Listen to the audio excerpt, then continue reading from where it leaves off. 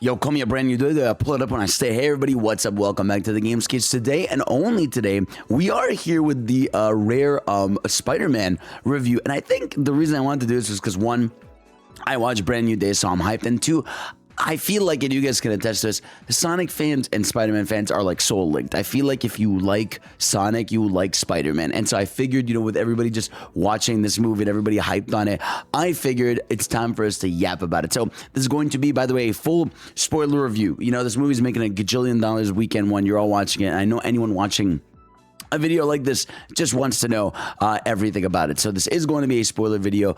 So, kick back, sit down, relax, subscribe to your boy, support the content, like the video, comment please down below, and let's just start yapping. And again, this is going to be a one shot because I'm not home, so we're just going to get right into it. Spider-Man Brand New Day was fucking awesome. Like, holy shit, that was an amazing movie through and through. I could not believe, right? And you guys can attest to this. This was the most this did not feel like an MCU Spidey movie, right? And I mean that in the best way possible, right? Because I rewatched the OG 3 recently, especially No Way Home. I watched the night before. A few weeks ago, I was in the mood and I just had Homecoming on. I had Far From Home, also on in the background. I didn't pay too much attention to it again, but the MCU Spidey movies are movies that I really, really like. I actually always liked Homecoming. I thought, having a young Peter that was, starting off this journey and a little different was great. I thought Far From Home was a fun filler episode. And No Way Home, I did think that No Way Home was really a fucking banger start, I thought that No Way Home did an amazing job of finally showing us this Peter struggle. I feel like he's had it good for too long. You know what I mean? Now, granted, he lost, Tony Stark, right? But it's having that personal loss, losing his Aunt May.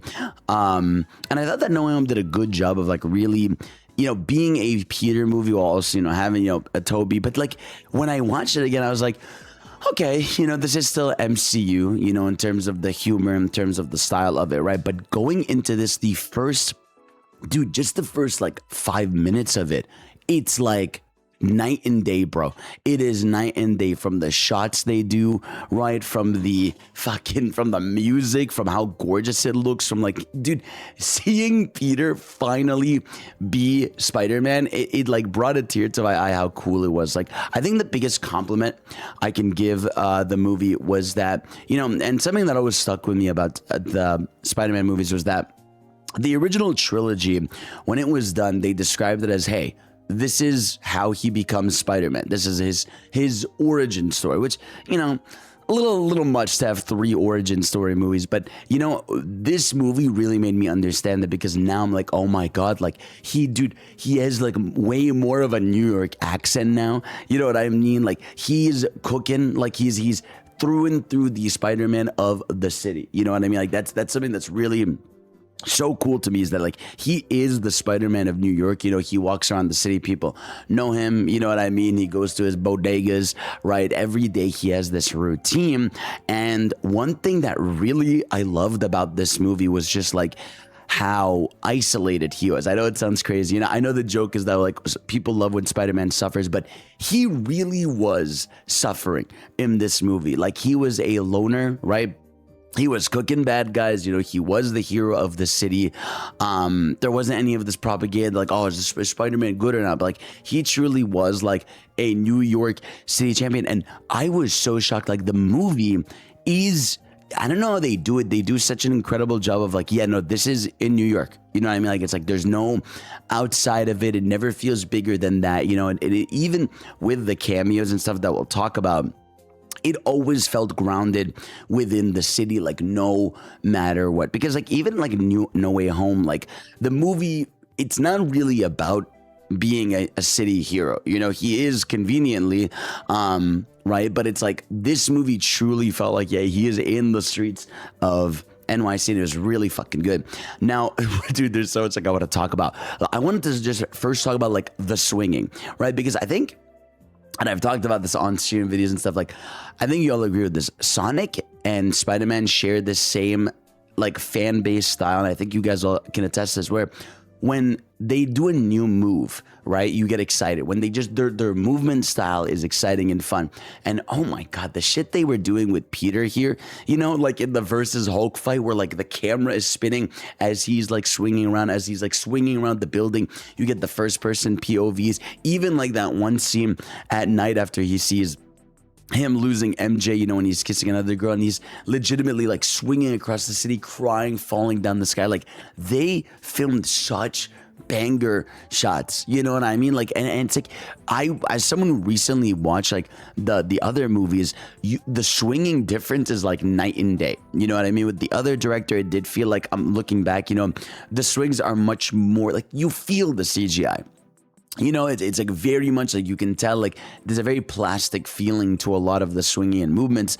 But here it just felt like it flowed so incredibly well. And I loved all the action. I loved all the moves. The plot line with him sort of becoming more Spider than he is man was such like a good idea. It was almost also like, it almost felt like a teaser of the symbiote, right? If I'm not right, I'm not crazy. Like there was something about it where like he felt like he was becoming symbiote Spidey. One of my favorite scenes in the movie, and I'm sure you guys were all freaking out, was when he's fighting Scorpion, right? He's fighting Scorpion outside, and you know, he starts to go full arachnid, and he is just beating the shit out of Scorpion. You know what I'm saying? Like he's not pulling punches. He's grabbing the tail. He's swinging him around. He's like trying to rip it off. I'm like, holy shit, this is awesome. You know what I mean? This is so cool. And we'll get all into that plot line thing, but like that was just something that stuck out so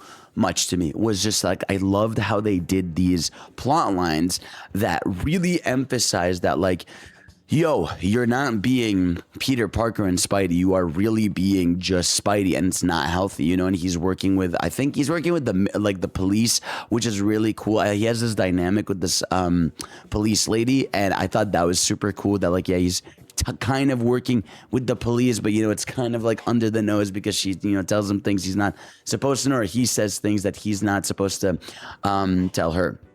So I thought, you know, everything they did with his character was amazing, and his personal struggles were so well done. Obviously, you know, he's dealing with being in a world now where no one knows who Peter Parker is, so he feels the most isolated. But what I just loved about the movie is how like they really portrayed like he really is isolated. He has like no friends, you know, but his one friend or kind of friend is the Punisher. And oh my God, the Punisher through this movie, you know, I'm sure you guys when we're watching are freaking out. He is so fun. He is so cool. I love him. Like he was easily, I think deadass is my favorite part of the movie, you know, besides Peter. Right, like he by far stole the show. Every scene he's in, he's talking to you like, "Hey, get out of my face! What are you doing over here? Yeah, you just fucking move. I'll handle this shit my way." Like he was so funny. I love his dynamic of Spidey, where like obviously he understands having a kid, because of what he's lost. Like he has this perfect dynamic, and they have this perfect dynamic too, where they just bicker and argue, you know what I mean, in like the most like New York style way ever. It's like, yeah, no, this guy's complaining, and I shaved him through what happened in Staten Island. He's like, Staten Island, I died, you bring this up, I could have done this shit. But it's so good seeing their dynamic of them just arguing, bickering, but like also like very clearly Punisher having a deep care and understanding of the kid, which is really fucking good. So I love that. I love that dynamic between the two. So that was great. And even, dude, I mean, like my heart melted at the end, and the last scene where he's in the hospital and then he's like, "I'll take care of it," right? And he's the one wearing the mask in the hospital, cheering and be like, "Hey, I'm okay." And then, oh my God, that ending shot of Spidey just like looking around as people like are happy that Spider-Man's okay and realizing like, yeah, no, I gotta do this. You know, I gotta do this forever. This is awesome. But yeah, no, I mean, one thing, like I said, about the movie that I really loved was it really was one of those like mental health movies in a sense of like, yeah, you can be in this world alone, you know, and you don't have to, right? It's like this feeling that people have of like isolation and being betrayed, or, you know, just thinking you could do everything on your own. It's never going to work. You know, I feel like as humans, we were designed to, you know, we were designed to interact, right, and befriend and work together, and like have dynamics and understandings of each other. And I feel like this movie really portrayed what can happen to you if you don't have that. Because if you don't have that, of course you're going to become bitter, right, and push the world aside, right? Because if you feel like the world's against you, you're going to go against the world. If you don't try, obviously, but we haven't even touched on Jean Grey, aka X-Men stuff. But like I said, there's so much to talk about here. So yeah, I guess we should I want to talk about the Jean Grey stuff a little bit, because I thought this was fucking awesome. I'm not an X-Men person. I didn't really grow up with the X-Men. To be honest, I didn't even know Jean Grey could do this. I thought her whole thing was that she had like the Fire Phoenix. I did not know she could do this ability. And so I gotta say, this is one of the coolest things they've done in like an MCU movie, because Jean Grey has this basic power where like she can basically hop from body to body, like in terms of their mind, right? And so they had this sick thing going on throughout the movie where like Jean Grey would take over someone, and you would see like the moment they took over someone and swapped to another body and they took over someone, and like the way they shot it was just so fucking cool. Like I'm sure you guys are like, holy, this is awesome, and she would like, jump up mentally from person to person. And so seeing these like random people running around, jumping around, the city, like talking to Spider-Man as Jean Grey, not knowing it was Jean Grey, was so good. I love that. And obviously, the Jean Grey plot line in general, I thought was really well done, because even again, as someone like me who's not an X-Men person, I felt bad for Jean. You know what I mean? She basically lost her sister. They were doing the government thing where they were experimenting on her, wanting to use her, right? And that was like, awful, but you could understand obviously where she was coming from, and I think, because from what I understand, the X-Men are basically just like people that are treated like shit from the world. They're isolated, they're pushed away, all that stuff. And so I thought they handled her character really well. And I like that, very Spider-Man-esque story where obviously instead of just killing her, getting rid of her, Spidey is trying to fix it, understand like, hey, like I can, if no one's going to be here for you, at least, you've got me. So I thought that was really well done. And obviously, her taking control of Hulk to explain why, he's fighting the Hulk. And in general, by the way, I got to say, like, Hulk here was so good. And what was nice about Hulk was that it didn't feel like he was just here as like, hey, here's the Hulk cameo. It felt like he was there because he sort of has that, he's dealing with what Peter's dealing with, right? Like Peter is dealing with, the spider part of him and the man part of him, where like Hulk has, Banner and the Hulk, right? And so like trying to trade off that, trying to ask him about it and be like, hey, how do you control this? What can you do with this is smart, and then seeing him struggle with that and obviously turning to the Hulk and fighting with him, like dealing with that, Jean Grey taking over him. But even when Jean Grey's not taking over him, like just the Hulk wanting to come out, right? And I thought it was fantastic how like the Hulk remembered Spidey and Peter Parker, obviously like Tom Holland before the movie came out was teasing that there's one person that remembers he is Peter Parker, and that was obviously the Hulk. It's probably because the Hulk technically is a mind of its own. It wasn't out when like the world, forgot and blipped who he was. He was Banner. So I thought that was like really clever that, okay, like it makes sense that the Hulk would know when no one else does, which I thought was, again, like really, really cool. And yeah, I thought the Jean Grey stuff was great. I thought the Hulk and Peter dynamic was, dude, again, the combat in the movie, I cannot stress how cool it is, like just seeing the way he would swing around, the camera swinging in circles. Obviously there's that last scene in when he's in the the city, the prison, wherever it is, and he's fighting the Hand, like the red ninjas, and oh my god, like you have Jean being like, what are you gonna be like, right? Are you Spider-Man or are you Peter? He's like, I'm both. And then you get the cool action, him doing, dude, I didn't even talk about the swinging yet. Oh my god, dude, this is the most like Spider-Man 2 ass movie ever since Spider-Man 2. I really loved how they gave him the, organic webs. You know what I mean? Like having him finally have the organic webs. I also love how he's like, Peter 2 had organic webs. He was cool, right? Like him trying to do the Spider-Man 2 like swing, where he's just trying to do it, like just bring out the web was super, super cool. And yeah, no, I loved him trying to learn how to use it. I also, dude, he just, the way they did him not being able to control the webs, and it's just like nutting everywhere was hysterical. I love the bits that they did that. Now you have to like sort of relearn how to swing and unswing. That was really cool. And again, I can't stress enough how much I loved the Peter Parker aspect of this movie, right? Because you get to see, a part where he sees Ned finally, and it's like, oh dude, like I said, the beginning sequence was so good where like you're seeing years go by, right? Where he's watching Ned and MJ like, post like Instagram posts about their life, and just he's just watching them from afar like grow up. And it was so sad, he like held on to that letter where he said who he was.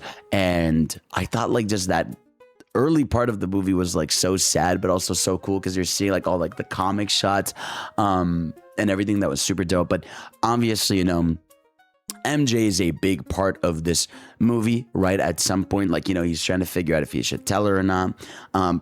The one scene that I'm sure everybody's always going to go back to is the rooftop scene. There's a scene in the rooftop where, he is saving MJ, quote unquote, because he's like, hey, someone's trying to hurt you. They go up to this rooftop and, she's like, oh my God, like, is it you? Like, did we have something? And she does they almost have their Spider-Man 2 moment where she takes off the mask and like she kisses him. And they have this, and he's crying, and his heart is like overjoyed. And then you fucking find out it was Jean Grey. I was like, oh my God, dude. I'm like, holy, this is evil. This is so evil that you didn't even let him have this moment. And the scene just keeps going. You know what I mean? Like, Jean Grey is talking as she's in there. She's going to jump off the roof. She jumps off the building and then like unsinks her mind.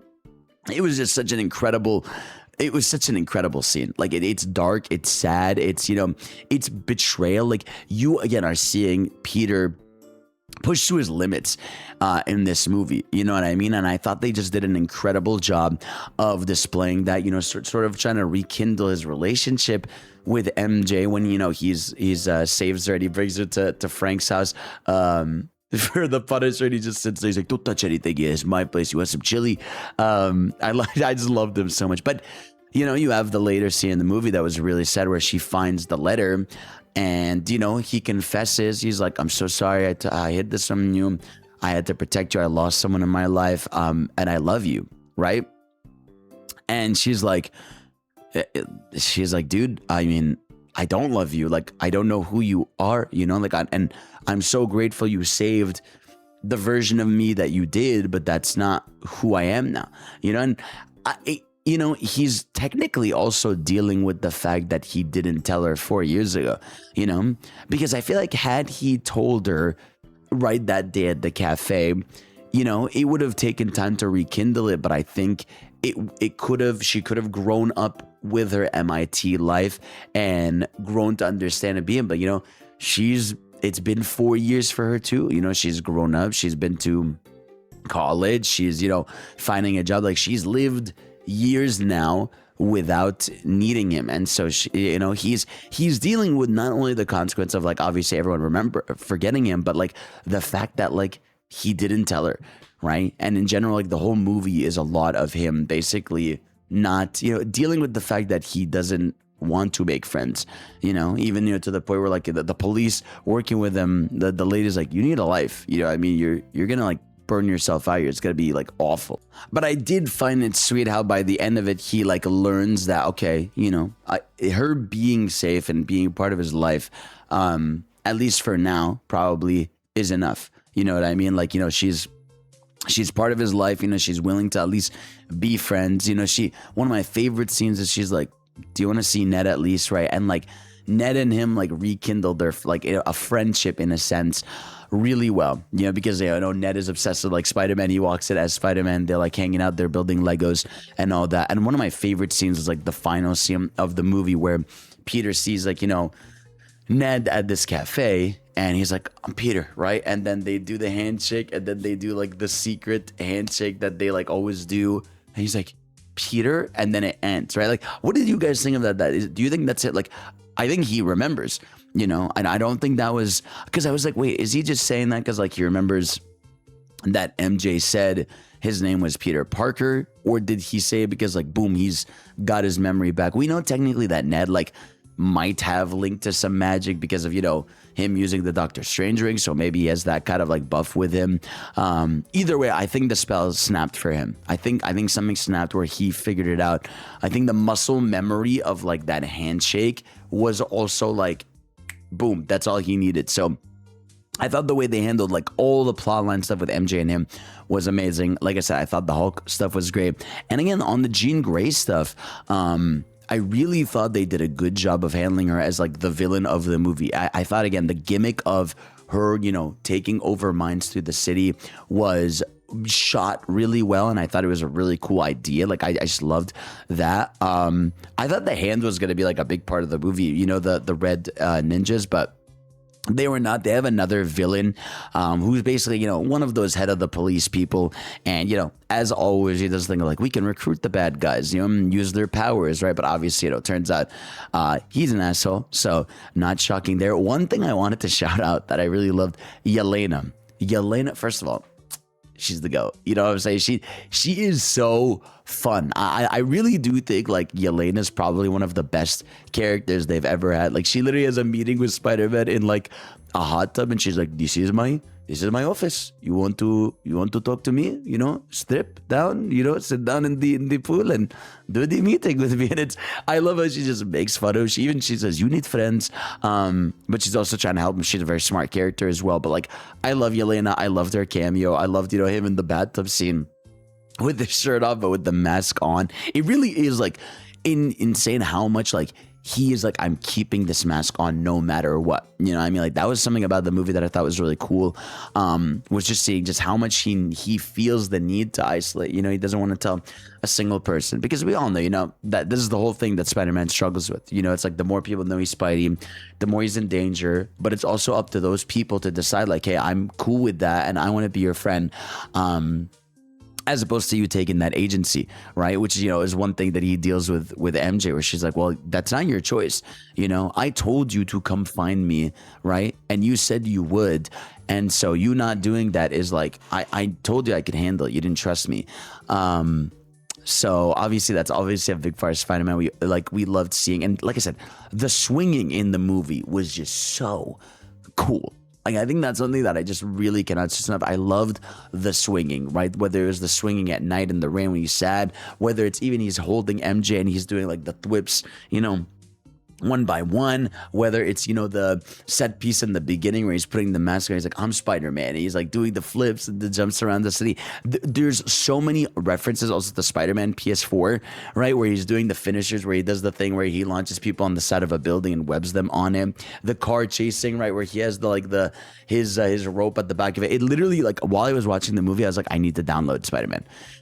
I need to download Spider-Man right here, right now. So yeah, him doing the finishers from the game was super cool.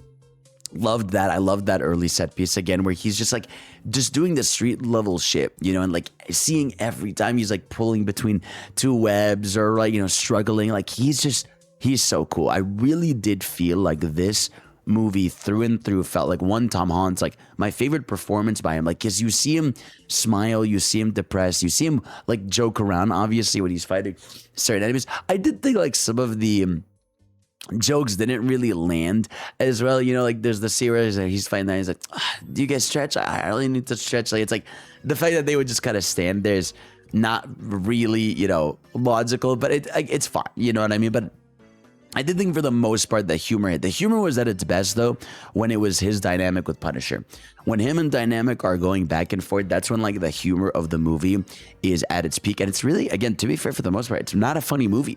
You know, it's not an MCU movie. There isn't a joke every 2 seconds. There isn't a stinger. Like, it really is like Jean Grey is, you know, going through it. You know, you have Spider-Man going through it, right? You have even MJ and Ned kind of going through it in their way. You have Punisher going through it. Like, everybody's kind of got their struggles that they're dealing with. And so I really feel like they did an amazing job of showing like what's going on. And yeah, I adored the ending, right? Obviously, you know, you have Peter trying to save Jean Grey, and, you know, she can't go in his mind in the movie. And then eventually when she does, you know, they have an internal battle and an internal talk of, you know, just feeling isolated, having each other. And then obviously you have fucking Frank all the way. Dude, Frank ready to snipe a child is crazy. It's hysterical.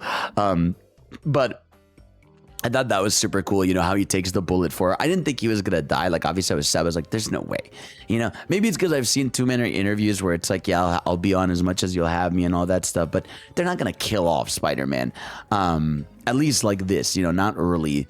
Even though it would have been like kind of fitting, but I just feel like they set up him, you know, having a better life too much. So I think, you know, that ending sequence of him in the hospital, like I said, was unbelievable. It's a scene that'll stick with you forever, where he's walking out of the hospital, but it's this unique dynamic where like he walks out and he's Peter and no one knows who he is, but you see all the crowd cheering and huddled around the hospital waiting for Spider-Man to be okay, and seeing that like, hey, look, you being this friendly neighborhood Spider-Man, people love you. You know what I mean? People think you're amazing. I want you to be okay, you know? So I thought that was fantastic. And Frank, you know, having a moment of like being able to have fun was super cool. But yeah, I think this movie by far is my favorite of the MCU. I think like one of the best MCU movies. In terms of like Spider-Man movies, I think this might be top 3. You know, I really think this might be my new rotation of it's like, it's probably like Spider-Verse, Spider-Man 2 OG, and this, you know, this is like his Spider-Man 2. It's the same kind of movie where like he's going through the struggles of, you know, wanting the suit, not wanting the suit, real life, dealing with you know, losing people. But yeah, I think for me this is in my top 3 Spideys ever. If I were to rank it in my head, I think I would go like Spider-Verse is number 1. I might put this at number 2. Again, I need to cool down. Obviously, it's been. I need to rewatch it, but I can't wait to rewatch it. And then I'd put Across the Spider-Verse, right? And then I would put 2. I would then put Homecoming. I would then on like lower half. I would. That's where like Spider-Man 3 goes. Far From Home. Wait, I forgot to put No Way Home. Wait, No Way Home would be top 5. Damn, it's a tough one.